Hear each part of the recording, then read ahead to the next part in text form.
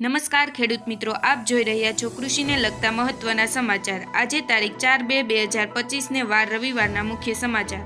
તો સમાચાર તરફ નજર ફેરવીએ તે પહેલા મિત્રો વિડીયોને લાઇક કરી અને ચેનલને સબસ્ક્રાઇબ કરવાનું ભૂલતા નહીં। લસણના ભાવમાં વધ્યા ભાવથી મણે ₹200 થી 500 સુધીનો ઘટાડો જોવાયો। લસણની બજારમાં તેજીનો તબક્કો હાલ પૂરતો પૂરો થઈ ગયો છે અને ભાવમાં ઊંચી સપાટીથી ₹200 થી 500 ક્વોલિટી મુજબ ઘટી ગયા છે। લસણની બજારમાં વેચવાલી કેવી આવે છે તેના ઉપર આગળનો બજારનો આધાર રહેલો છે।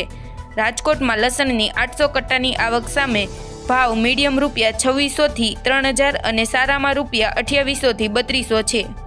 કપાસમાં ભાવ ઘટવાનું જોખમ નથી તો તેજીની શક્યતા પણ નથી। કોટન એસોસિએશન ઓફ ઇન્ડિયા કહે છે કે અત્યાર સુધીમાં 123 લાખ ગાંસડી રૂનો કપાસ બજારમાં આવી ગયો છે। કપાસ હાલ ટેકાના ભાવથી નીચે સરક્યો છે, તેથી હવે વધુ ભાવ ઘટવાનું જોખમ નથી, તો એની સામે મોટી તેજીની શક્યતા દેખાતી નથી। કદાચ મણે વધે તો ₹30 થી ₹40 વધે, પણ ₹100 થી ₹200નો ઉછાળો આવે એવા સંજોગો દેખાતા નથી। જ્યારે મહુવા માર્કેટિંગ યાર્ડમાં ₹1064 થી ₹1436 છે, જ્યારે ગોંડલમાં ₹1371 થી ₹1482 છે। લાલ ડુંગળી બજારમાં ટેકે સફેદ ડુંગળીની સારી બજાર। છેલ્લા 2 દિવસ દરમિયાન લાલ ડુંગળીની બજાર ઢીલી પડી હતી, પરંતુ આજે 4 જાન્યુઆરીના રોજ ઘટેલ બજારમાં થોડો જીવ આવ્યો છે। લાલ કરતાં સફેદ ડુંગળીની બજાર સારા લેવલ પર છે।